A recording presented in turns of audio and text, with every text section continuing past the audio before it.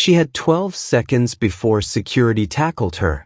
12 seconds to destroy the woman who'd stolen everything from her, but Angelina had no idea the elegant wife she'd just struck was hiding a deadly secret, one that would either save her life or get them both killed. Because the man who stole her $12,000 life savings? He wasn't just a con artist. If you're enjoying this story, don't forget to smash that subscribe button for more. Also, share your thoughts and let me know where you're watching from. Tomorrow's story is going to be just as epic, so don't miss out. Now, let's continue that he was connected to human traffickers who were already hunting her. But the crack of Angelina's palm against Lillian Camba's cheek echoed through the marble lobby of the Meridian Hotel like thunder. Every designer gown rustled to a stop.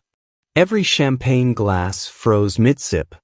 And in that split second of horrified silence, the 28-year-old waitress realized she had just slapped the most beloved woman in the city, the billionaire's wife whose charity work had made her a saint in the public eye. But Lillian Camba wasn't just any billionaire's wife.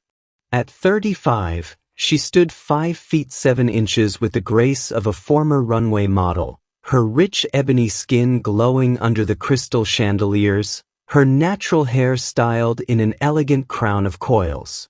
Her dark brown eyes, usually warm with compassion, now blazed with shock and something deeper, recognition of pain in another woman's soul. "You destroyed my life," Angelina screamed, her auburn hair wild around her shoulders, tears streaming down her flushed cheeks.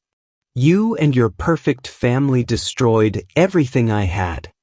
What happens when desperation meets grace under the most public spotlight? Share your thoughts below. 6 hours earlier, Angelina's crumbling studio apartment, the eviction notice felt like sandpaper between Angelina Rodriguez's trembling fingers. Final notice, 24 hours, blazed in red letters that seemed to mock her 3 years of struggling alone in this unforgiving city. At 28, she possessed a heartbreaking beauty, high cheekbones inherited from her Spanish grandmother, expressive brown eyes that usually sparkled with determination, and naturally wavy hair that caught light like liquid copper. But beauty couldn't pay rent, and desperation had carved hollow shadows beneath those stunning eyes. Her phone buzzed. A text from her landlord. "Money by midnight or you're out." Angelina's reflection in the cracked bathroom mirror showed a woman on the edge of breaking. The small scar on her left temple, a reminder of the night her father's creditors came calling when she was 16, seemed to throb with fresh pain. Everything had fallen apart since Joseph Mitchell disappeared 2 weeks ago with her life savings. $12,000. Every penny she'd scraped together working double shifts, skipping meals, selling her mother's jewelry. Money that was supposed to be their fresh start, their escape from the cycle of poverty that had claimed her parents. Instead, Joseph had vanished like smoke, leaving only a note. "I'm sorry, Angel. They would have killed me. The Camba will take care of you now. Trust me." The Camba. She'd researched the name obsessively. Marcus Camba, the billionaire CEO who owned half the city. And his wife, Lillian Camba, the former model turned philanthropist whose face graced every charity magazine in the country. Joseph's final text had been cryptic. "Lillian knows everything. She's the key. Find her at the Meridian tonight." Angelina stared at the gala invitation she'd stolen from the catering company where she'd briefly worked. Tonight she would get answers. Tonight she would confront the woman who somehow held the strings to her destroyed life. She pulled on her only decent dress, a simple black number that hugged her curves and made her look older, more sophisticated. If she was going to crash high society, she'd do it with dignity. "One way or another," she whispered to her reflection, "this ends tonight." Meanwhile, the Camba estate, Westchester. Lillian Camba stood before her walk-in closet, But her mind wasn't on choosing a gown. Her elegant fingers traced the silver locket at her throat, the one containing her daughter's photo. 7-year-old Casey, gone 2 years now, taken by the same cancer that had claimed too many children at the hospital where Lillian now volunteered. At 35, Lillian had learned that beauty and wealth couldn't shield you from life's cruelest blows. Her marriage to Marcus was a beautiful facade, two broken people playing their parts perfectly for the cameras while their hearts remained locked away. Mrs. Kamba? Her assistant E.G. appeared in the doorway, tablet in hand. The car will be ready in 30 minutes. Also, she hesitated. There's been some unusual activity around tonight's guest list. What kind of activity? Someone's been asking questions about Joseph Mitchell. That name flagged in our security system because of the situation from last month. Lillian's blood ran cold. Joseph Mitchell, the charming gambler who'd gotten entangled with some very dangerous people. The same man her husband had quietly paid off to disappear before his debts could splash back on the Kamba name. But there had been a girl. A beautiful girl with fire in her eyes who'd come looking for Joseph at their offices. Security had turned her away, but not before Lillian had seen her through the window, seen the desperation, the heartbreak, the fury of someone who'd been abandoned. Do we know who's asking? A young woman named Angelina Rodriguez. She's been trying to reach you for weeks. Her calls, her letters, everything gets filtered through security protocol. Lillian felt something twist in her chest. She'd built her reputation on helping people, on being accessible to those in need. But the security team Marcus had insisted on meant she never saw the desperate messages, never heard the pleas for help. E.g., I want you to find everything you can about this Angelina Rodriguez. And I want it before we leave tonight. Ma'am, is everything all right? Lillian stared at her reflection in the mirror, the perfect wife, the charitable saint, the woman who'd lost her own child but couldn't seem to help the living ones who needed her. I have a feeling, she said quietly, that tonight is going to change everything. She chose the ivory silk gown, elegant but not ostentatious. Something told her she'd need to move quickly tonight, and overdressing would only slow her down. As her driver opened the car door an hour later, Lillian had no idea that across the city, a woman with nothing left to lose was preparing to shatter both their worlds with a single, desperate act that would reveal the truth hidden beneath years of careful lies. The Meridian Hotel glittered in the distance like a stage set for tragedy. Two women, separated by wealth and race but united by loss, were about to discover that sometimes the most explosive confrontations lead to the most unexpected salvation. Thunder rumbled overhead as if the sky itself sensed the storm about to break. The Meridian Hotel's golden ballroom sparkled like a jeweled box, filled with the city's elite sipping champagne that cost more than most people's rent. Lillian Kamba moved through the crowd like royalty, her ivory silk gown flowing around her statuesque frame as she smiled graciously at donors and dignitaries. But her mind wasn't on the charity auction or the glowing speeches about her foundation's work. It was on the file E.G. had handed her in the car, a file that made her stomach twist with guilt and recognition. Angelina Rodriguez. Age 28. Parents deceased. Abandoned by father at 16. Mother died of cancer 2 years later. Current status, facing eviction. Former romantic partner, Joseph Mitchell. The photograph showed a beautiful young woman with defiant eyes and a smile that didn't quite hide old pain. Lillian had seen those eyes before, in her own mirror during the darkest days after Casey's death. Mrs. Kamba? A waiter approached with champagne. Compliments of the mayor. Lillian accepted the glass but didn't drink. Something felt wrong tonight. The air seemed charged with electricity, as if a storm was brewing inside the glittering ballroom. That's when she saw her. Angelina Rodriguez stood near the main entrance, wearing a simple black dress that transformed her into something breathtaking. Her auburn hair was pulled back severely, emphasizing the sharp lines of her cheekbones and the intensity of her brown eyes as they searched the crowd. Those eyes locked onto Lillian's face, and the recognition was instant and explosive. "There she is," Angelina whispered, her voice carrying across the suddenly silent space around her. The saint herself. The crowd began to part as Angelina moved forward with predatory grace, her heels clicking against the marble floor like a countdown to detonation. Conversations stuttered to a halt. Heads turned. The orchestra continued playing, oblivious to the drama unfolding. "Angelina," Lillian said softly, setting down her champagne glass. Something in the young woman's eyes made her heart race. Not fear, but recognition. This was a woman drowning, and Lillian had been drowning herself for 2 years. "Don't you dare say my name," Angelina hissed, stopping 3 feet away. Up close, Lillian could see the exhaustion etched in the delicate lines around her eyes, the way her dress hung slightly loose as if she'd lost weight recently. "Don't pretend you don't know exactly why I'm here. I think there's been a misunderstanding." "Misunderstanding?" Angelina's voice exploded across the ballroom like a gunshot. Every conversation died. Every eye turned toward them.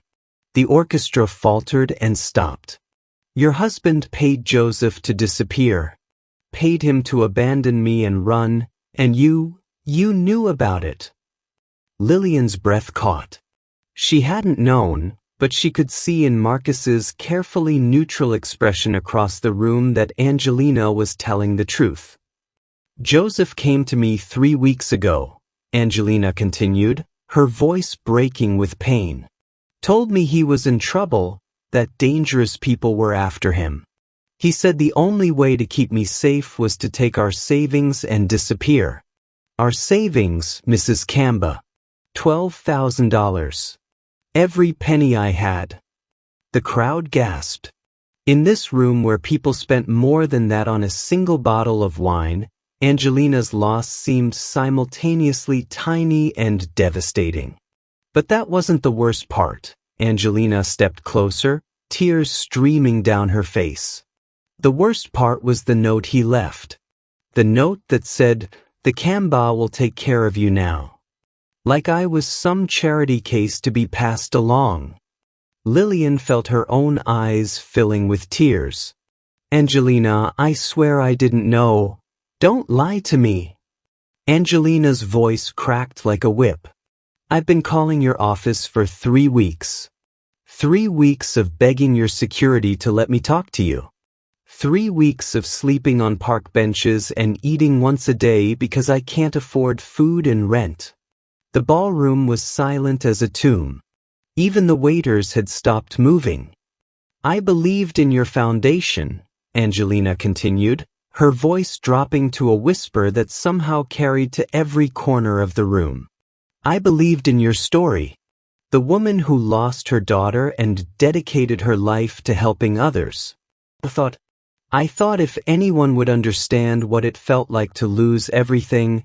"I do understand," Lillian whispered, stepping forward. "No, you don't." Angelina's composure finally shattered completely. "You live in a mansion. You wear dresses that cost more than my apartment. You have security guards whose job is to keep people like me away from people like you. Do you think Lillian deserves what's coming? Drop your predictions in the comments." The crack of Angelina's palm against Lillian's cheek rang out like a bell tolling. The sound seemed to freeze time itself. Lillian's head snapped to the side, her hand flying to her stinging cheek. The crowd gasped collectively, a sound like wind rushing through leaves. But in that moment of shocked silence, something extraordinary happened. Lillian looked into Angelina's eyes, really looked, and saw herself. Saw the raw grief, the desperate fury, the bone-deep exhaustion of someone who'd fought alone for so long she'd forgotten what hope felt like. "Oh, sweetheart," Lillian whispered, her voice thick with compassion instead of anger. "What have we done to you?" Angelina stumbled backward, her hand flying to her mouth in horror at what she'd just done. The reality of her situation crashed over her like a wave. She'd just assaulted the most beloved woman in the city, in front of 200 witnesses, in a room full of lawyers and politicians. Angelina's voice failed her. "Security!" someone shouted from the crowd. "No," Lillian said firmly, her voice carrying the authority of someone used to being obeyed. "No security." Marcus appeared at his wife's side, his gray eyes deadly calm in a way that made strong men step backward. "Lillian, are you hurt?" "I'm fine." Lillian's fingers still pressed against her cheek, which was already showing the red outline of Angelina's palm. "Marcus, we need to talk. About Joseph. About what you did." "This isn't the place. This is exactly the place." Lillian's voice rose, and suddenly she was the one commanding the room. "Look at her, Marcus. Really look at her. This is what our silence does. This is what happens when we handle things quietly behind closed doors, without thinking about the people who get crushed in the process." Angelina stood frozen, torn between running and collapsing. The adrenaline that had carried her through the confrontation was fading, leaving her shaky and terrified. "I'm calling the police," the mayor announced, reaching for his phone. "You'll do no such thing," Lillian said sharply. Then, to everyone's shock, she stepped forward and gently took Angelina's trembling hands in her own. "Angelina, I'm going to ask you to do something that might sound crazy." "What?" Angelina whispered.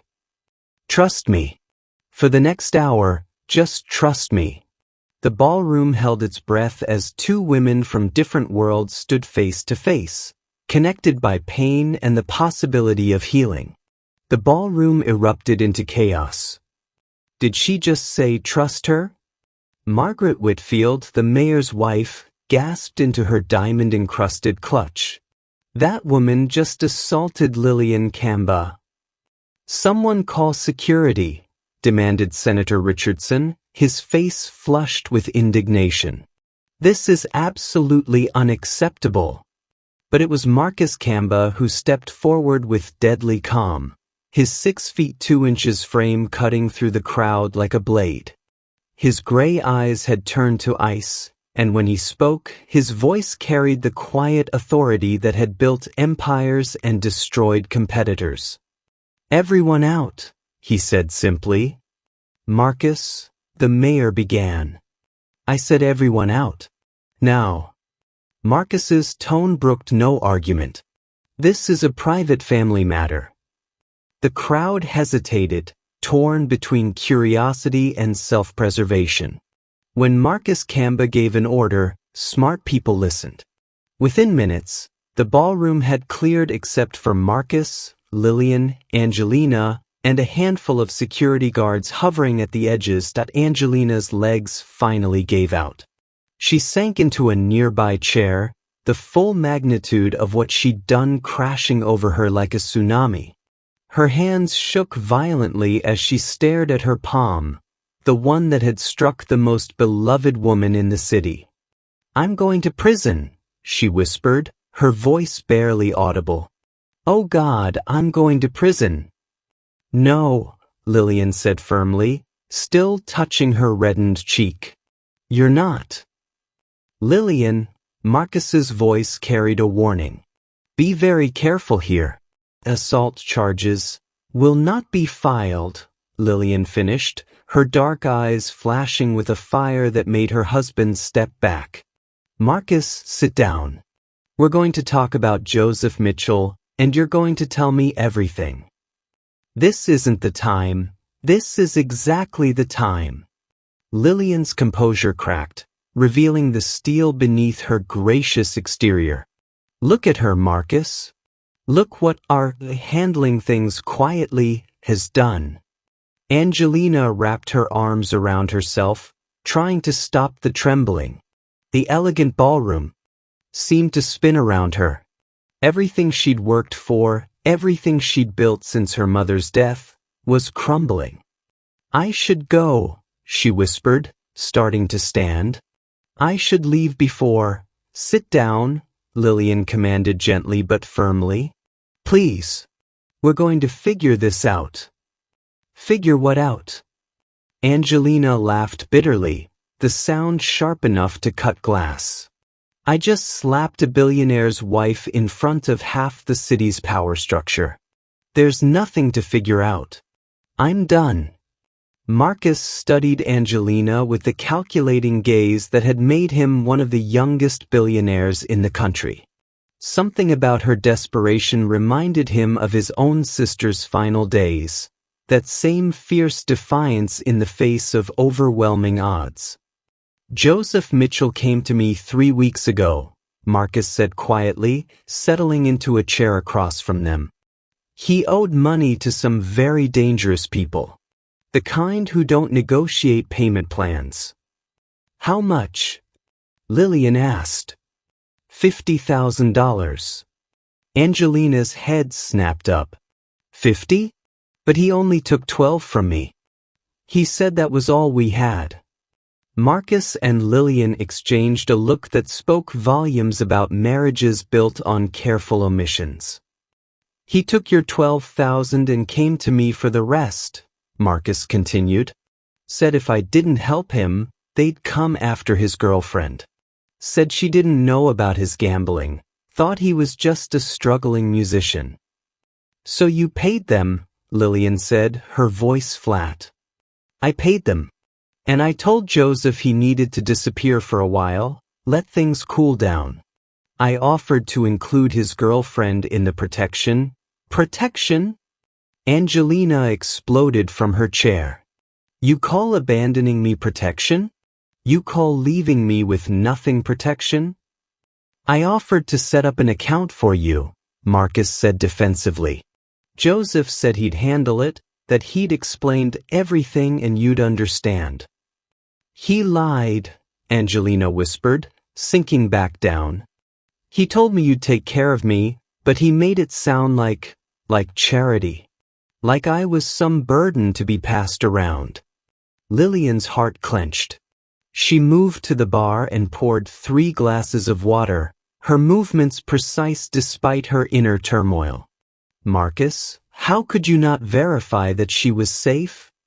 I had bigger concerns, bigger than a young woman's life. Lillian's voice could have frozen fire.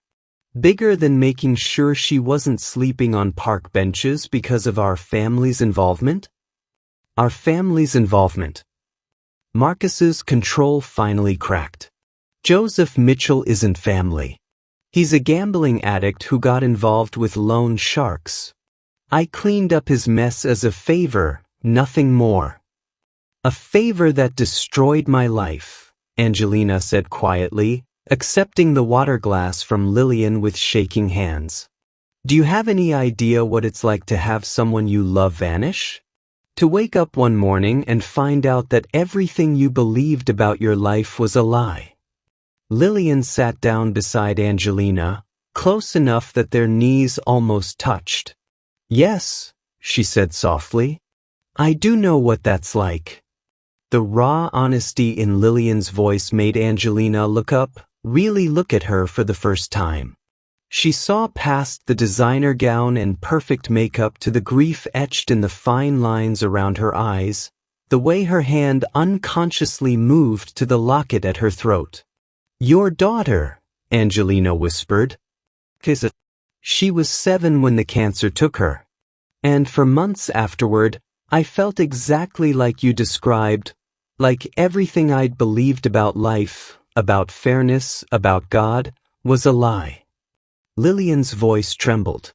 The only difference is, I had money to cushion the fall. You had nothing. I had Joseph, Angelina said bitterly. Or I thought I did. And I had Marcus, Lillian replied, glancing at her husband. But grief makes people do terrible things. Makes them push away the people they should be holding close. Marcus shifted uncomfortably. Lillian, don't, she said sharply.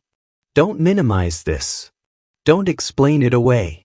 A woman has been sleeping on park benches for 3 weeks because of choices we made, and I didn't even know she existed because I've been so wrapped up in my own pain that I stopped seeing the people right in front of me. Angelina stared at this elegant woman who was supposed to be her enemy. Why aren't you pressing charges? Why aren't you calling the police? Lillian reached up and touched her still stinging cheek. Because you were right to slap me. Maybe not legally right, but morally? You were absolutely right. I failed you. We failed you. That doesn't make assault okay, Marcus said quietly. No, Lillian agreed. But it makes it understandable. And understanding is the first step toward making things right. Angelina felt tears threatening again. I don't know how to make anything right anymore. I don't even know where to start. You start, Lillian said, reaching over to squeeze her hand, by letting people help you. Really help you, not just throw money at the problem and hope it goes away. Do you think Angelina should trust them after everything that's happened? Let us know what you do in the comments. But even as hope flickered in Angelina's chest, she pulled her hand away. I can't trust anyone anymore. Joseph taught me that trusting people just gives them the power to destroy you. Not everyone is Joseph, Lillian said gently. How do I know that? Angelina's voice broke. How do I know you won't just disappear me too when I become inconvenient? The question hung in the air like a challenge, and suddenly the path forward seemed more complicated than anyone had imagined. The fire alarm's piercing shriek shattered the tense silence in the ballroom. Fire! Everyone out! Security guards burst through the doors as sprinkler systems activated throughout the Meridian Hotel, sending guests in designer gowns scrambling for exits. But it wasn't fire that had triggered the alarm. It was Marcus's emergency protocol, activated when his security team detected unmarked vans surrounding the hotel. The kind of vans that belonged to people who didn't negotiate. They found him, Marcus said grimly, his phone buzzing with urgent messages. Joseph's creditors. They know he was here tonight. Angelina's blood turned to ice. What do you mean they found him?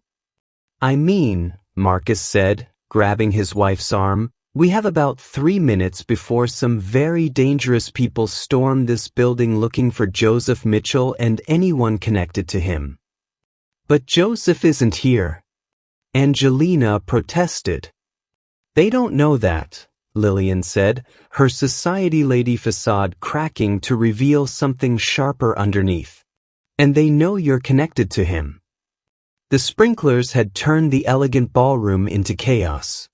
Water cascaded from the ceiling, turning silk gowns transparent and sending mascara streaming down socialites' faces.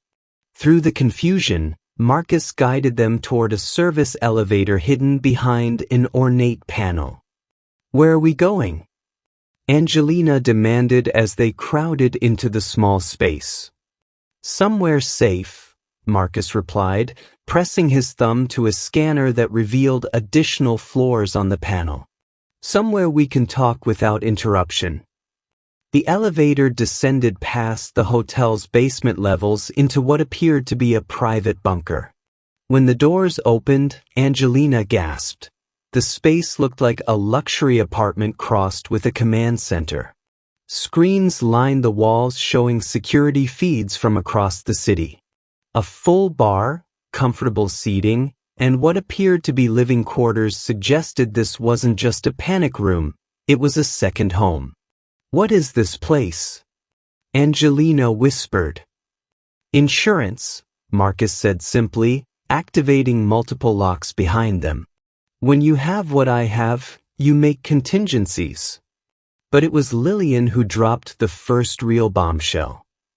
"It's also where we've been hiding the truth about our marriage for 3 years, she said quietly, sinking into a leather chair. Marcus froze.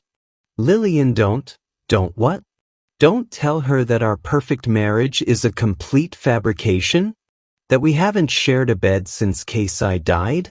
That the great love story the media celebrates is actually an elaborate business arrangement?" Angelina stared between them, water still dripping from her hair. "What are you talking about?" Lillian laughed bitterly. "You want to know why I really wasn't pressing charges for that slap? Because part of me was grateful someone finally had the courage to call out the lie I've been living." "Lillian, stop," Marcus warned. "No, Marcus. She deserves the truth. Especially if her life is in danger because of our family's choices." Lillian turned to Angelina, her perfect composure finally cracking. "My husband and I are getting divorced. Have been for months. But we can't announce it because it would destroy our foundation's credibility and cost thousands of children their medical care." The revelation hit Angelina like a physical blow. You're divorced?" "Separated," Marcus corrected tightly. "The paperwork isn't final." "The paperwork doesn't matter," Lillian said. "What matters is that we've been lying to everyone, including ourselves. And in the process of maintaining that lie, we stopped seeing the real people who needed our help." Angelina sat down heavily on a nearby couch, her mind reeling. "So when Joseph said the Kamba would take care of me, he thought we were still a real couple," Marcus said quietly. "Thought I could discuss it with Lillian, that we'd handle it together. He didn't know that we barely speak outside of public appearances."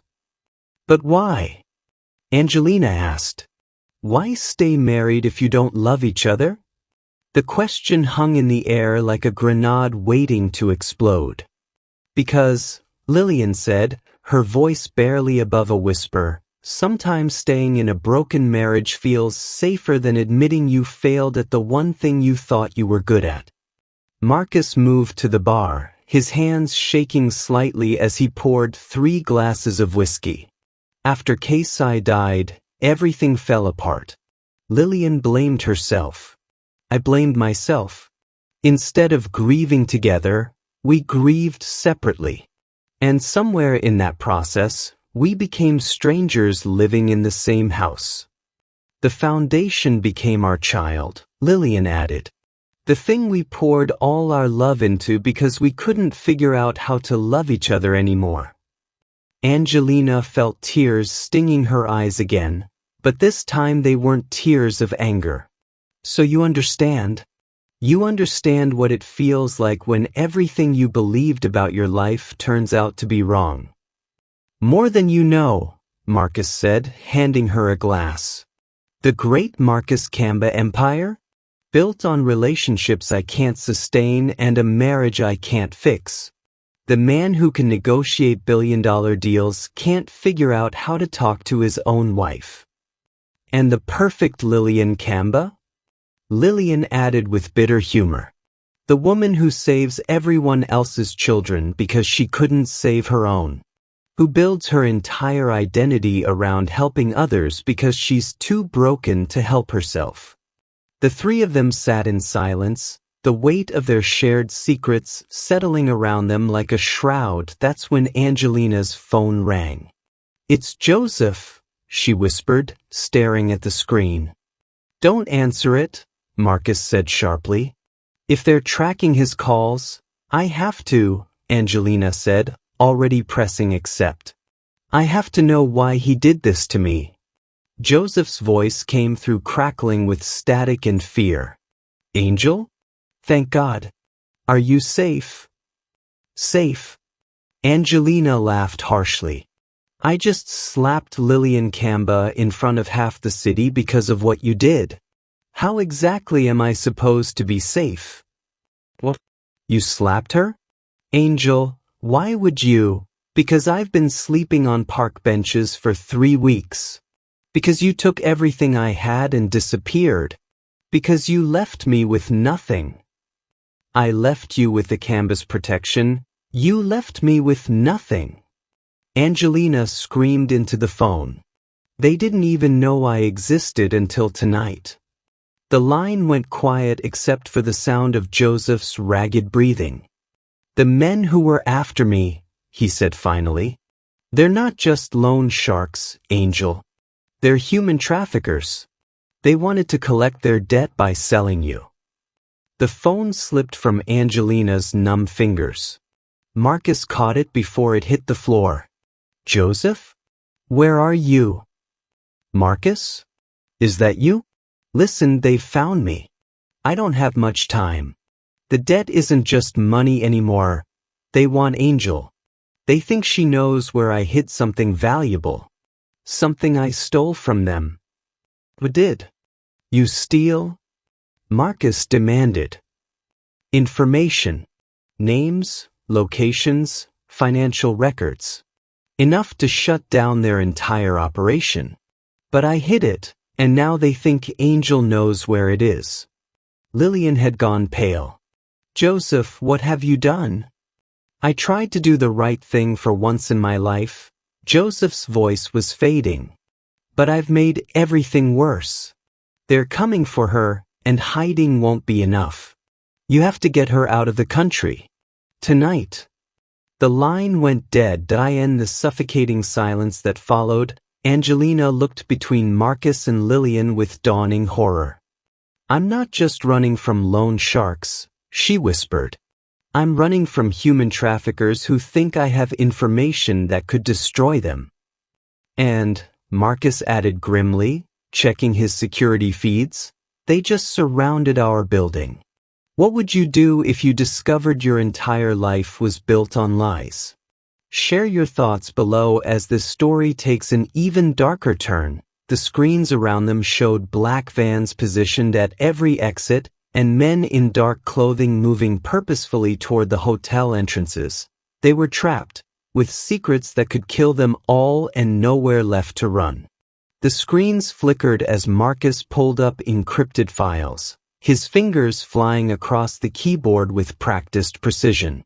If we're going to survive this, you need to know everything, he said grimly. Every dirty secret, every lie we've been living. Angelina watched the security feeds showing armed men positioning themselves around the building. How is this my life? She whispered. 3 weeks ago, my biggest problem was paying rent. 3 weeks ago, Lillian said quietly, Joseph Mitchell walked into our lives and everything changed. But the story didn't start there, did it, Marcus?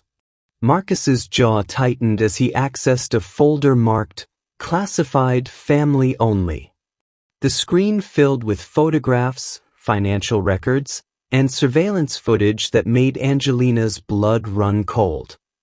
Joseph isn't just some random gambler who got in over his head, Marcus began, his voice heavy with guilt.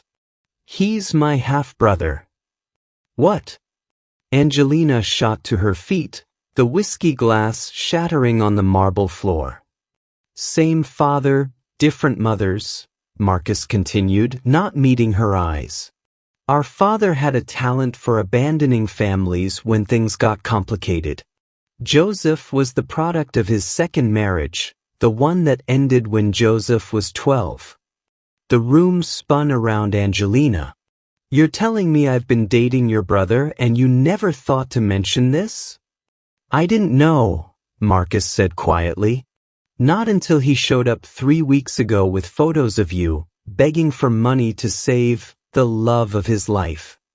That's when I realized the Joseph Mitchell who'd been gambling away his life was the same little boy I'd watched our father destroy 20 years ago. Lillian pulled up another file, her elegant fingers trembling. There's more, Angelina. Much more. The screen showed financial transactions spanning 2 years. Payments from Marcus to Joseph. Regular amounts, substantial amounts. "You've been giving him money," Angelina breathed. "All this time, you've been paying him." "I've been trying to save him," Marcus said defensively. Every few months, he'd call with another crisis. Gambling debts, rent money, medical bills for his sick mother. "I thought I was helping family."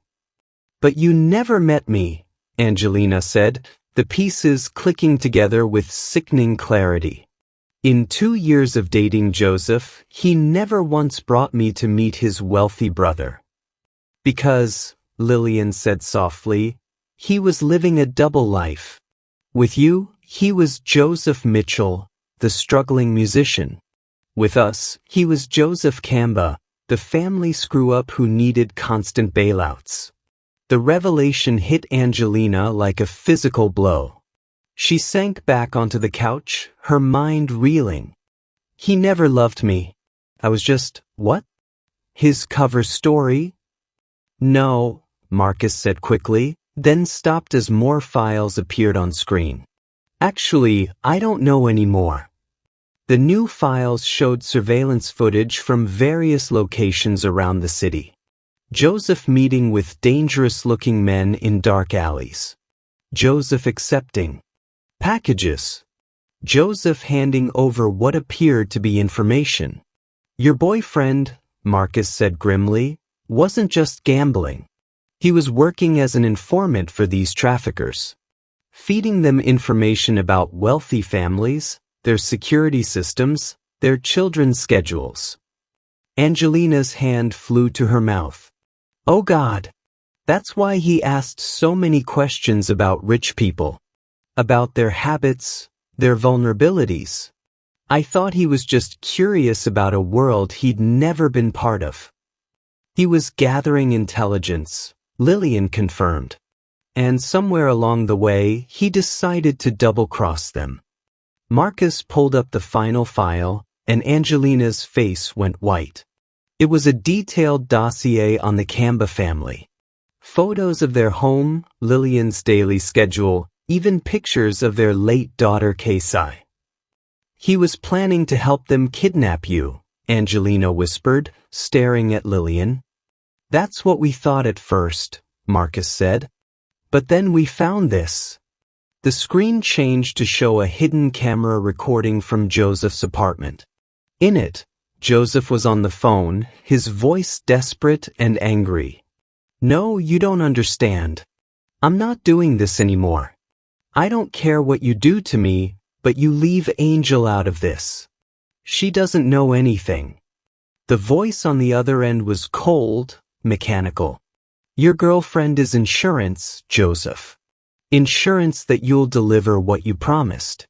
The Kamba information, the security codes, the financial records. All of it.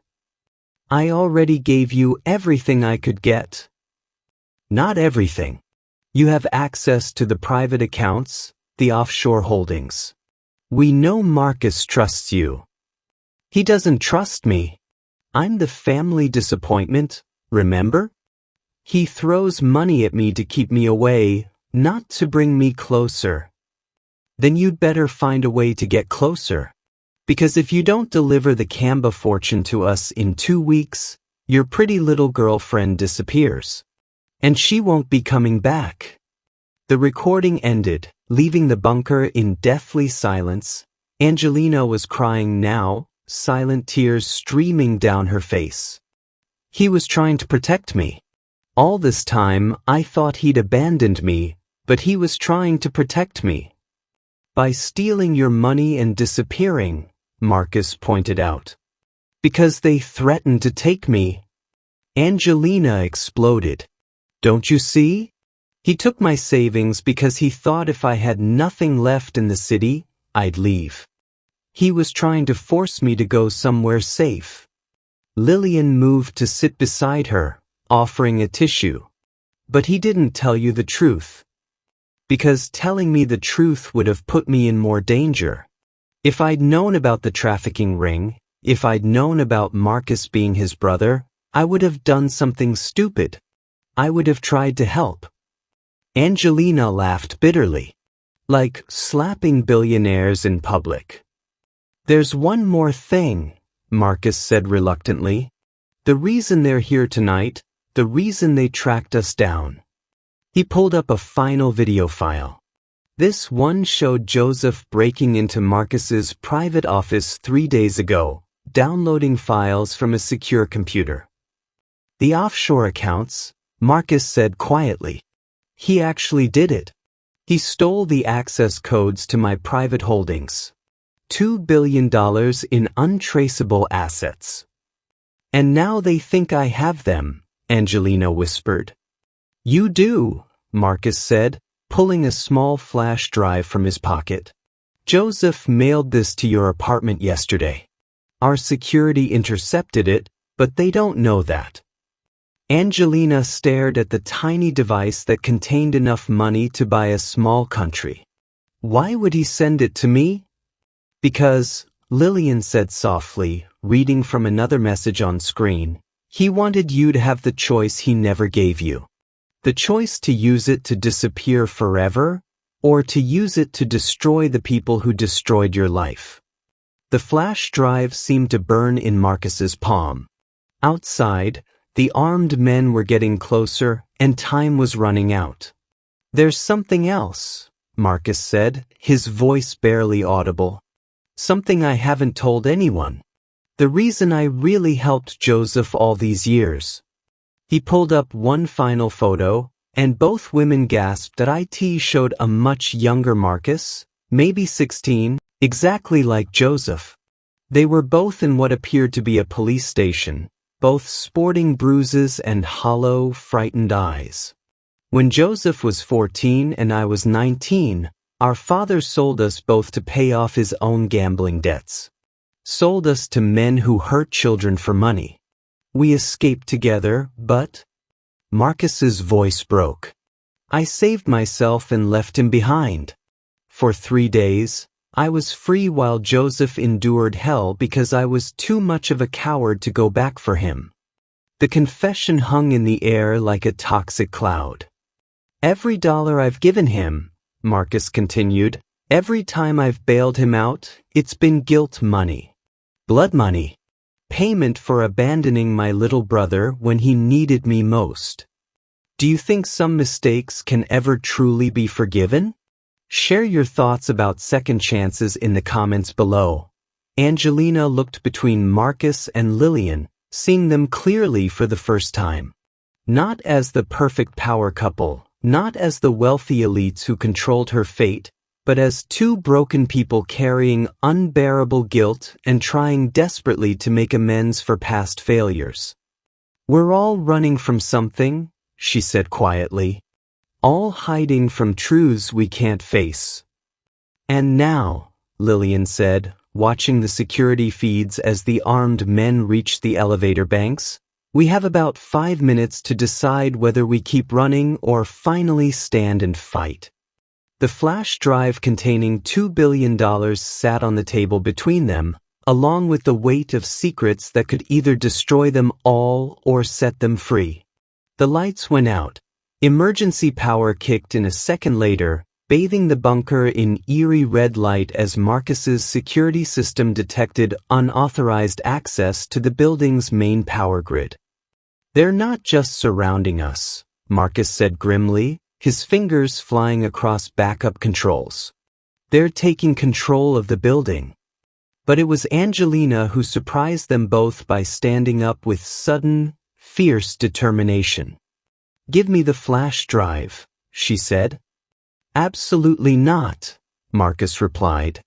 You're not sacrificing yourself. I'm not sacrificing myself, Angelina interrupted, her brown eyes blazing with a fire that reminded Lillian of her own daughter's stubborn courage. I'm taking control of my own story for the first time in my life. She moved to the computer terminal, her movements quick and precise. You want to know a secret about me? About who I really am before Joseph destroyed everything? Her fingers danced across the keyboard with surprising expertise, pulling up programs that made Marcus's eyebrows shoot up. Before I became a waitress, before I became a victim, I was Angelina Rodriguez, cybersecurity specialist. MIT graduate, top of my class. I could have worked anywhere for anyone. Her voice gained strength with each word. But I chose to work for a nonprofit that protected trafficking victims. Until they were shut down by people exactly like the ones hunting us right now. Jesus, Marcus breathed. You've been hiding in plain sight. Joseph didn't know, Angelina continued, her fingers never stopping their work. He thought I was just another pretty girl working dead-end jobs. But I've been tracking these bastards for 3 years. The same ring that threatened me, that's holding him, that's coming for us right now. She pulled up files that made both Marcus and Lillian gasp, detailed organizational charts, financial records, and most shocking of all, a list of victims. 17 girls in the last 6 months, Angelina said quietly. 17 girls who disappeared because no one with power cared enough to stop them. Lillian moved closer to the screen, her face pale. These ages, some of them are just children. The youngest was 12, Angelina confirmed. Sold by her own family to pay off debt. Sound familiar? The words hit Marcus like a physical blow. And suddenly his and Joseph's childhood trauma took on a different context. You think Joseph was trying to bring them down from the inside, Lillian said, understanding dawning in her voice. I think Joseph Mitchell, for all his flaws, fell in love with the wrong woman, Angelina said with bitter humor. A woman who dedicated her life to destroying the exact organization he was working for. She turned to face them both, and in the red emergency lighting, she looked like an avenging angel. Here's what I think really happened. Joseph was feeding them information, yes, but he was also feeding information to someone else. Someone who'd been building a case against them for years but could never get close enough to the money trail. You, Marcus said. Every detail about wealthy families, every security weakness, every financial vulnerability, he was passing it all along to me. I just didn't know where he was getting it. Lillian sank into a chair as the implications hit her. So when they demanded he get access to Marcus's accounts, he was stuck between 2 impossible choices. Betray his brother's trust and help destroy a trafficking ring, or protect his brother and let 17 more girls disappear. So he chose a third option, Marcus said quietly. He stole everything and sent it to the one person who could use it to bring them all down. Angelina nodded, pulling up another screen that showed real-time financial transactions. Marcus, your offshore accounts aren't just personal wealth. They're connected to shell companies, investment funds, properties all over the world. With the access codes Joseph stole, I can trace every transaction, every payment, every property purchase that's been used to facilitate human trafficking.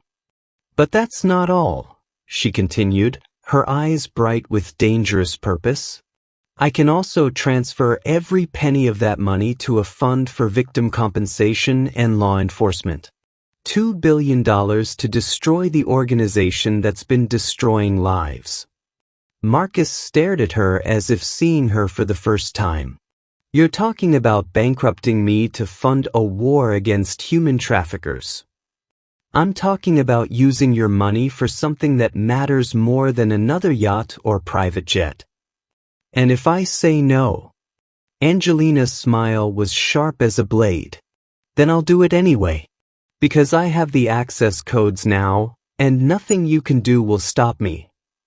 The bunker fell silent except for the hum of electronics and the distant sound of elevator motors, their hunters getting closer.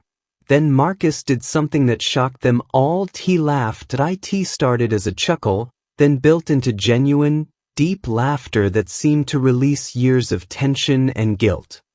"Do you know how long it's been," he said, wiping tears from his eyes, "since someone threatened to take my money for a good cause instead of begging me for it?" "Marcus?" Lillian looked concerned. "She's right," he said, moving to his wife's side. "God help me, she's absolutely right. What's the point of having $2 billion if we can't use it to save lives? What's the point of any of this wealth if we can't protect people like Joseph was trying to protect her?" He turned to Angelina with something like admiration in his gray eyes. "Do it. Take every penny if you have to. But let's do this right. Let's do this together."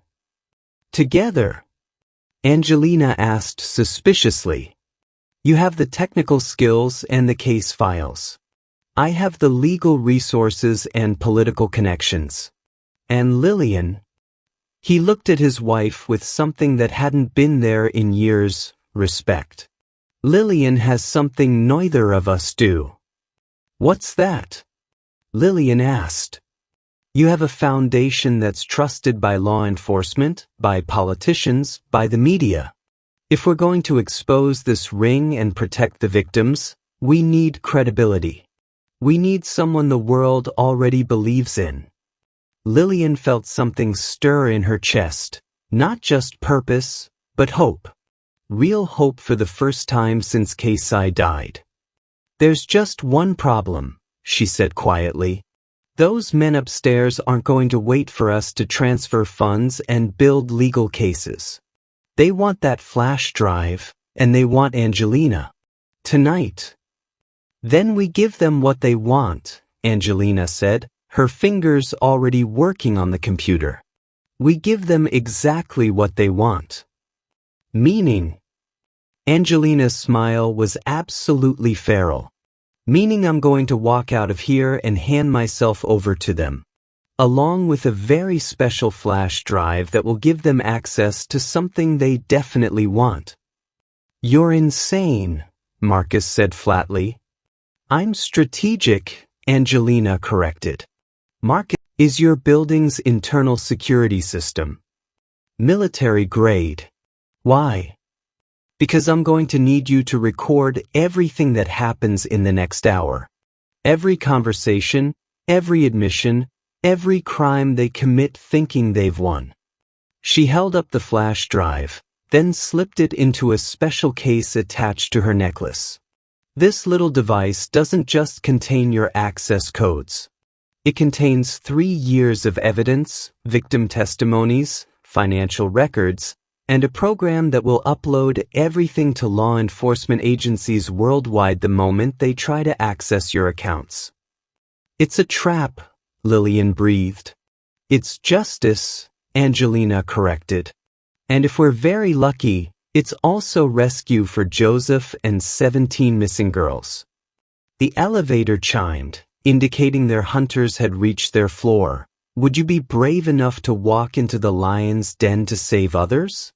Tell us what you think courage really means in the comments." Marcus grabbed Angelina's hand as she headed for the door.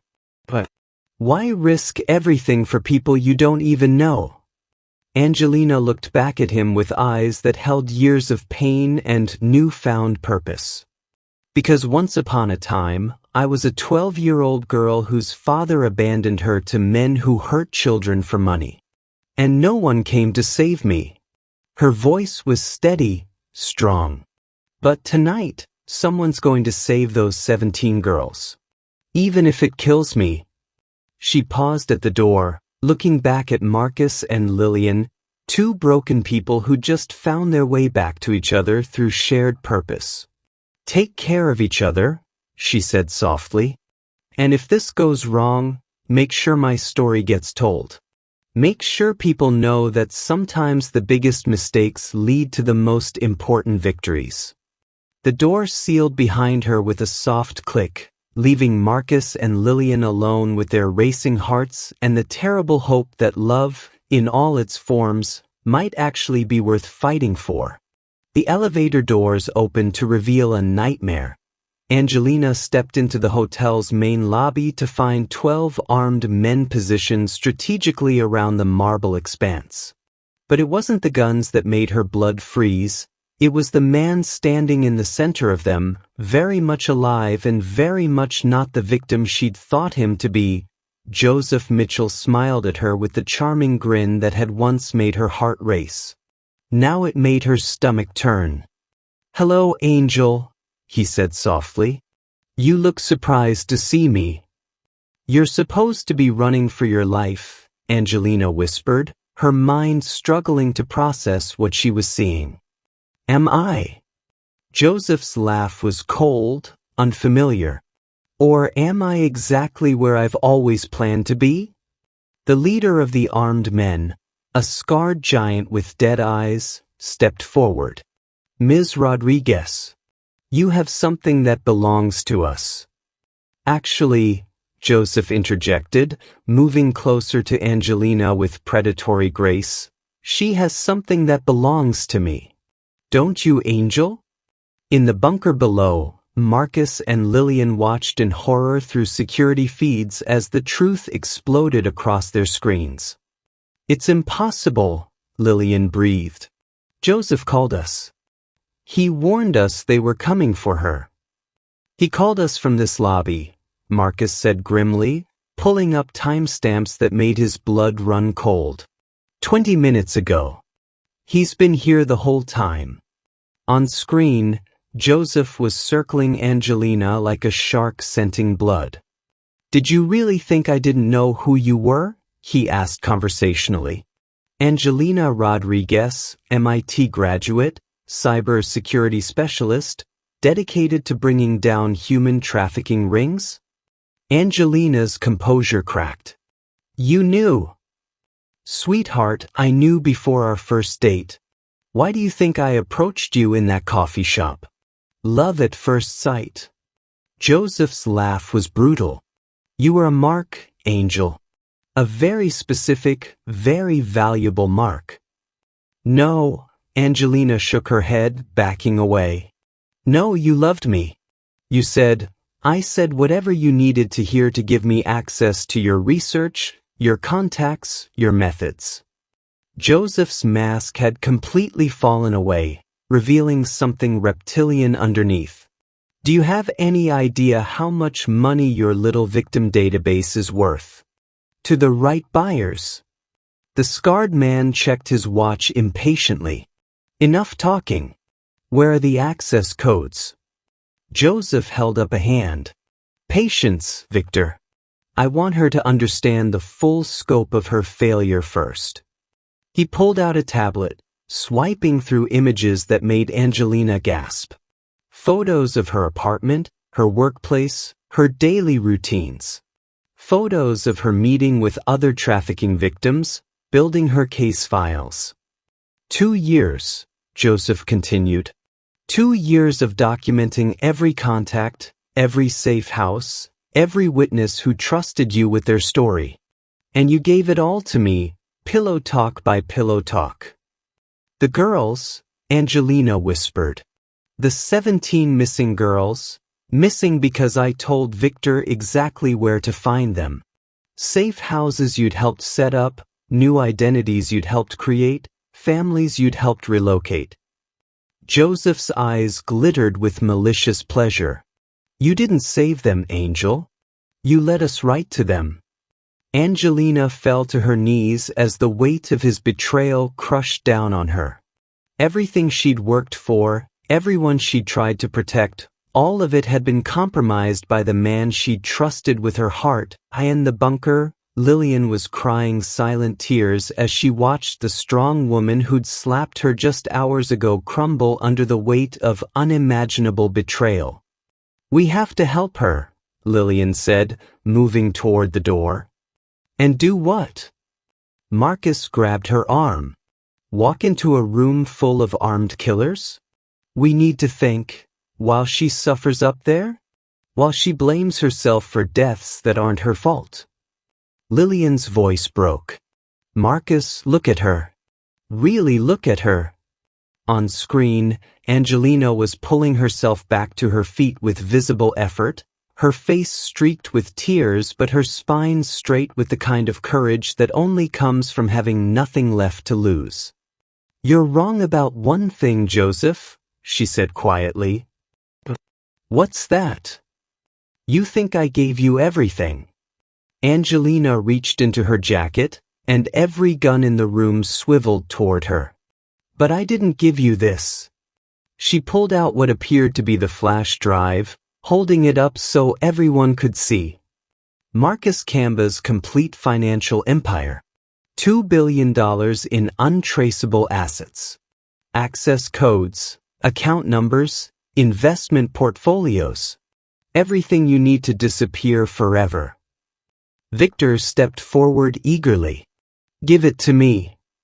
"There's just one condition," Angelina said, her voice gaining strength. "I want to see the girls. All 17 of them. I want proof they're alive before I hand this over." Joseph's confidence flickered for the first time. "Angel, you're not in a position to make demands. I'm in the perfect position," she interrupted.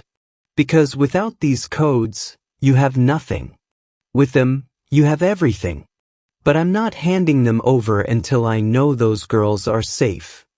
Victor looked annoyed. "We don't have time for this. Take the drive." "Wait," Joseph said quickly. Something in Angelina's demeanor was making him nervous. "Angel, what aren't you telling us?" Angelina smiled, and for the first time since entering the lobby, she looked truly dangerous. "I'm not telling you that the real flash drive is still downstairs with Marcus and Lillian. What I'm holding is a decoy that will trigger every security system in this building the moment someone tries to access it." The room erupted into chaos. Victor lunged for the device while Joseph screamed warnings. But Angelina was already moving, crushing the fake drive under her heel as emergency alarms began shrieking throughout the building. Steel barriers slammed down over every exit. Emergency lights bathed everything in strobing red. And somewhere in the distance, sirens began wailing as law enforcement responded to what appeared to be a terrorist attack on one of the city's most prestigious hotels. "You bitch!" Victor backhanded Angelina with enough force to send her sprawling across the marble floor. "Do you have any idea what you've done?" "I've trapped you," Angelina said, spitting blood. "All of you. In a building that's now surrounded by federal agents, with evidence of your crimes broadcasting to every law enforcement agency in the country." She looked directly at Joseph, her brown eyes blazing with righteous fury. "And I've made sure that every girl you took, every life you destroyed, every family you shattered, all of it will be traced back to you." Joseph's face had gone pale. "The real drive? Where is the real drive?" "Safe," Angelina said simply. "Being used to freeze every account, trace every transaction, and rescue every victim. By people who actually understand what love means." In the bunker, Marcus was frantically working at his computer while Lillian coordinated with law enforcement through encrypted channels. "The transfers are complete," Marcus announced. "Every penny of trafficking money is now frozen and redirected to victim services. Their entire financial network is collapsing as we speak. And the FBI has the location of all 17 girls," Lillian added, tears of relief streaming down her face. "They're being rescued right now." But on the screen above them, Victor was pressing his gun to Angelina's temple with lethal intent. "Call them off," he snarled. "All of it. Or she dies right here." Angelina looked directly into the security camera, knowing Marcus and Lillian were watching. "Don't you dare stop," she said clearly. "Don't you dare let them win because of me." "Angel, please," Joseph said, his mask slipping to reveal something that might have been genuine panic. Just tell them where the real drive is. Please. I never meant for it to go this far. Didn't you? Angelina asked sadly. Because this is exactly how far evil goes when good people do nothing to stop it. Victor's finger tightened on the trigger. Except, Angelina continued with a smile that was pure defiance, this time, good people did something. The elevator doors opened, and Marcus Kamba stepped out with his hands raised, followed by Lillian and what appeared to be a full tactical team. Let her go, Victor, Marcus said calmly. It's over. Do you believe some people can be redeemed, or are some betrayals too deep to forgive? Share your thoughts about justice versus mercy in the comments. But as Victor spun toward the new threat, his gun still pressed to Angelina's head, everyone in the room realized that sometimes, even when love wins, the cost of victory might be higher than anyone can bear. The sound of a gunshot echoed through the marble lobby like the crack of destiny itself. The gunshot echoed through the marble lobby, but it wasn't Victor's gun that had fired. Joseph Mitchell stood with a smoking pistol in his trembling hand, Victor's lifeless body crumpled at his feet. The scarred giant who had terrorized so many victims would never hurt anyone again. I'm sorry, Joseph whispered, dropping the weapon as if it burned him. Angel, I'm so sorry. The remaining 11 men raised their weapons toward Joseph, but the tactical team that had emerged with Marcus was already moving. Within seconds, the lobby was secure, and the nightmare was finally over, but Angelina couldn't move. She sat on the cold marble floor, staring at the man who had destroyed her life and then, in the final moment, chosen to save it. Why? She asked, her voice barely audible. Joseph fell to his knees beside her, and she could see that he was crying. Because everything I told you about loving you was true. The method was wrong. The lies were unforgivable, but the love. He touched her face gently, the way he used to when they were happy. The love was the only real thing in my entire miserable life. Marcus approached slowly, flanked by FBI agents. Joseph, you need medical attention. And then we need to talk. No, Joseph said quietly, his eyes never leaving Angelina's face. We need to talk now. While I still have the courage. He reached into his jacket and pulled out a thick manila envelope. Everything, Angel. Every name, every location, every financial record, every safe house they compromised. All of it. Not just Victor's operation, but 3 other trafficking rings across the country. Agent Martinez, the lead FBI investigator, stepped forward. Mr. Mitchell, you're looking at multiple federal charges. Anything you say will be used against me in a court of law, Joseph finished. I know. I'm counting on it. He handed the envelope to Angelina there. Fingers touching briefly. I started working for them when I was 19.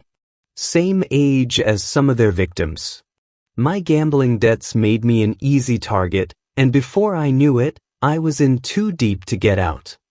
Lillian moved closer, her heart breaking as she watched this young man destroy himself with the truth. Joseph, you don't have to. Yes, I do, he interrupted gently. I have to tell her everything.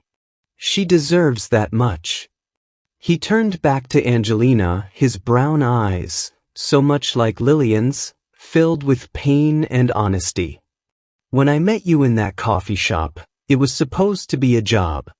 Get close to the cybersecurity expert, gain access to her research, feed information back to Victor. Simple. But, Angelina prompted, though part of her was afraid to hear the answer. But you were... Joseph's voice broke. You were everything I'd never believed existed.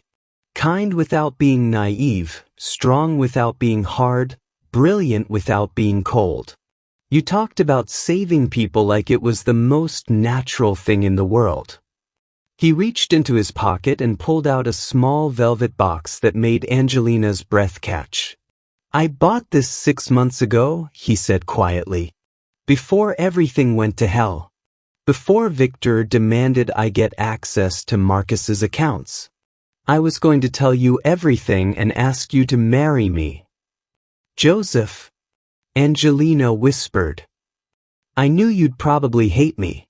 I knew you'd probably never forgive me. But I thought maybe, if I helped you bring them all down, if I gave you everything you needed to save those girls. He opened the box to reveal a simple but beautiful diamond ring. Maybe you'd believe that somewhere in all the lies, there was a man who loved you enough to become someone worthy of you. The lobby had gone completely silent. Even the hardened FBI agents seemed moved by the raw honesty in Joseph's confession. The money I took from your account, Joseph continued, it's all there. Every penny, plus interest. Victor thought I was using it to disappear, but I was actually using it to buy information from other traffickers. Names, locations, evidence. Everything in that envelope represents every dollar you lost, converted into the tools needed to save lives. Angelina stared at the ring, then at the envelope, then at the man who had broken her heart and possibly saved her soul. Do you know what the worst part was? She asked quietly. Tell me. The worst part was thinking that everything we had was a lie. That every laugh, every kiss, every moment of happiness was just you playing a role. Tears streamed down her face. Because if that was true, then I was the biggest fool who ever lived. You were never a fool, Joseph said firmly. You were a woman who believed in love when the world gave you every reason not to. And that belief, Angel, that belief saved me. Even when I was too broken to save myself. Marcus and Lillian exchanged a glance. They understood something about broken people finding redemption through love that they'd forgotten until tonight. What happens now? Angelina asked. Agent Martinez cleared his throat. Mr. Mitchell will be processed as a federal witness. Given the information he's provided and his cooperation in tonight's operation, he'll likely serve reduced time in federal protection. The 17 victims have all been recovered alive, thanks to the intelligence you both provided. 17 girls going home to their families, Lillian said softly. Because you too chose love over fear. Angelina looked at Joseph for a long moment, then slowly reached for the ring box. But instead of taking the ring, she closed it gently and placed it back in his hands. Ask me again, she said quietly. What? In 5 years, when you've served your time and proven that the man I fell in love with is real. When you've had time to become the person you were meant to be instead of the person your pain made you. Ask me again. Joseph's face crumpled with relief and heartbreak and hope all tangled together.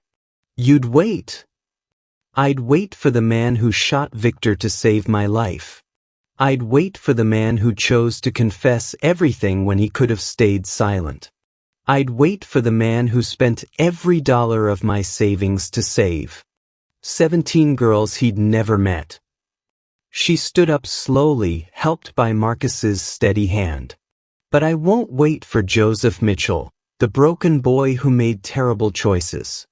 I'll wait for Joseph Kamba, the man who found his way back to love. Joseph Kamba? He asked, confused. Marcus stepped forward, his gray eyes soft with an emotion that looked suspiciously like forgiveness. Our father abandoned us both. But that doesn't mean we have to abandon each other. You're my brother, Joseph. And when you get out of prison, you'll have family waiting for you. Lillian moved to stand beside her husband, and for the first time in years, they looked like a real couple again. You'll both have family waiting. What would you choose?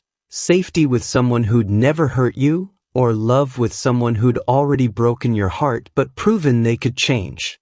Share your thoughts on second chances below. As the FBI agents began processing the scene and the rescued girls were reunited with their families via video calls that brought tears to everyone's eyes, Angelina found herself standing between two worlds: the safe, predictable life she'd always thought she wanted, and the messy, complicated, beautiful reality of loving someone who'd proven that people could change. She looked at Marcus and Lillian, who were holding hands for the first time in months. Having rediscovered their love through the process of saving others, she looked at Joseph, who was being handcuffed but smiling through his tears because 17 girls were going home and the woman he loved had promised to wait. And she realized that sometimes the biggest mistakes, like slapping a billionaire's wife in public, led to the most beautiful beginnings. "Agent Martinez," she said suddenly, "I'd like to make a statement about my work with trafficking victims and how I'd like to expand it." "Oh." Angelina looked at Marcus and Lillian with a smile that lit up the entire lobby. "I think it's time to put that $2 billion to work. And I know exactly where to start."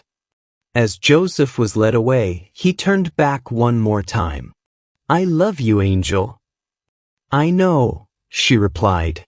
"And in 5 years, when you're free and we're both ready, I'll love you too." 5 years later, the Meridian Hotel's golden ballroom sparkled once again, but this time the gathering was different. Instead of champagne-sipping socialites, the room was filled with survivors, advocates, and the families of rescued victims. The 5th Annual Freedom Foundation Gala, named for the 17 girls whose rescue had started it all, was in full swing. Angelina Rodriguez Camba stood at the podium, radiant in a simple but elegant navy dress, her auburn hair now styled in sophisticated waves that framed her face. At 33, she carried herself with the confidence of a woman who had found her purpose and refused to let anyone diminish it. 5 years ago, she began, her voice carrying easily across the hushed ballroom, I made what everyone called a big mistake. I publicly slapped Lillian Camba in this very room. Gentle laughter rippled through the audience. In the front row, Lillian, now divorced from Marcus but closer to him than ever as co-founders of their respective foundations, smiled warmly. I was desperate, angry, and convinced that the world was divided into two types of people: those who had everything and those who had nothing. Angelina's eyes found Marcus in the crowd, sitting with his new girlfriend Dr. Sarah Chin, a pediatric oncologist who specialized in treating children from low-income families. I thought slapping a billionaire's wife would somehow balance the scales. More laughter, warmer this time. What I didn't know was that sometimes the biggest mistakes lead to the most beautiful transformations. That slap didn't just echo through this ballroom. It echoed through all our lives, forcing us to confront truths we'd been hiding from ourselves. She paused, her gaze moving to the back of the room where a familiar figure stood by the entrance. Joseph Camba had been released from federal prison 3 months ago. At 34, he carried the marks of his time inside, a small scar above his left eye from an altercation with another inmate, a more muscular build from years of working out to cope with guilt, and eyes that held both deep remorse and hard-earned wisdom. He wore a simple black suit, not expensive, but clean and well-fitted. His hair was shorter now, touches of gray at the temples that made him look older, more serious. But when he smiled, Angelina could still see traces of the charming man who'd swept her off her feet in a coffee shop 6 years ago. The work we've done through the Freedom Foundation, Angelina continued, has led to the rescue of over 300 trafficking victims, the prosecution of 12 major criminal organizations, and the establishment of safe houses in 15 cities. Applause thundered through the ballroom. But tonight isn't just about celebrating our successes. It's about acknowledging that healing, real healing, requires us to face the people who've hurt us and find a way forward that honors both justice and mercy. She stepped away from the podium, moving toward the back of the room as a spotlight followed her. 5 years ago, I thought love was about finding someone who would never hurt you. Someone safe, predictable, who would protect you from the world's cruelties. She was walking directly toward Joseph now, the crowd turning to follow her movement. I was wrong. Joseph's hands trembled slightly as she approached, but he held her gaze steadily. Love, Angelina said, stopping directly in front of him, is about finding someone who, when they do hurt you, because people always hurt each other, chooses to become better rather than making excuses. Someone who transforms their worst mistakes into acts of service to others. She gestured to a large screen behind the podium that began showing photos and testimonials from the rescued victims. Girls now in college, women who'd started their own families, children who were simply children again instead of commodities. Joseph Mitchell Kamba served 4 years in federal prison for his role in a human trafficking organization. During those 4 years, he earned a master's degree in social work, completed addiction counseling certification, and provided testimony that led to the prosecution of 6 additional trafficking rings. The crowd murmured with surprise and approval. More importantly, Angelina continued, her voice growing softer but somehow more powerful, he spent every single day of those 4 years writing letters. Letters to the families of every victim his information had helped rescue. Letters of apology to the families of victims he'd helped the traffickers find. Letters to me, which I read but never answered, because I needed to know that his change was real and not performed for my benefit. Joseph's eyes were bright with unshed tears, but he remained silent, letting her tell their story. 3 months ago, when he was released, the first thing he did wasn't come to see me. It was volunteer at our crisis center. He's been working 12-hour days counseling young men who've been recruited by criminal organizations, using his story to show them that there's always a choice to turn around. She reached into her purse and pulled out a small velvet box, the same one Joseph had shown her 5 years ago in this very building. Yesterday, he asked if he could finally give me this ring. Not as a proposal, but as a symbol of a promise kept. A promise that he would become the man I believed he could be. The ballroom was completely silent now, hundreds of people holding their breath. Angelina opened the box, revealing the simple but beautiful diamond ring that had waited 5 years for this moment. And do you know what I told him? Joseph smiled through his tears, because he knew what was coming. I told him, Angelina said, her voice breaking with joy, that I was ready to stop waiting and start living. She turned to face Joseph fully, taking his hands in hers. Joseph Kamba, 5 years ago I was a broken woman who thought she had nothing left to lose. You were a broken man who thought he had nothing left to give. We found each other in the darkness and somehow created light. She reached up and touched his face gently, the way she used to when they were young and thought love was simple. I'm not the same woman who slapped Lillian Kamba in this ballroom. You're not the same man who betrayed my trust for money. We're both different people now, people who've earned each other through years of growth and forgiveness and hard work. Angel, Joseph whispered, his voice thick with emotion. Ask me, she whispered back. Joseph dropped to one knee in the middle of the ballroom, taking the ring from the box with hands that no longer trembled. Angelina Rodriguez, brilliant, brave, beautiful woman who taught me that love is not about being perfect but about choosing to be better every single day." His voice grew stronger with each word. "Will you marry me? Will you build a life with me that honors everything we've learned about second chances and the power of choosing love over fear?" "Yes," Angelina said, laughing and crying at the same time. "Yes, yes, 1,000 times yes." As Joseph slipped the ring onto her finger, the ballroom erupted in cheers and applause. But Angelina barely heard it. All she could focus on was the man kneeling before her, the one who'd broken her heart and then spent 5 years proving he deserved to hold it again. What do you think true love really means? Share your thoughts about second chances and redemption in the comments below. Later, as the reception wound down, Angelina found herself standing with Lillian and Marcus near the same spot where she'd slapped Lillian 5 years ago. "Do you ever wonder what would have happened if I hadn't lost my temper that night?" Angelina asked. Lillian smiled, touching her cheek in memory. "I think about it sometimes. But then I remember that your big mistake saved 17 girls from a life of hell. It brought down multiple trafficking organizations. It reunited our broken family.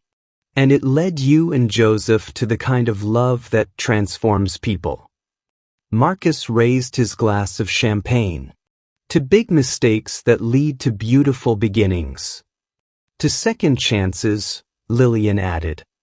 "To love that conquers all," Angelina finished, looking across the room where Joseph was deep in conversation with 3 young men from their crisis center, sharing his story and offering hope. If sensing her gaze, Joseph looked up and smiled, the same charming grin that had captured her heart 6 years ago, but deeper now, seasoned with wisdom and genuine happiness. He mouthed 3 words across the crowded room: "I love you."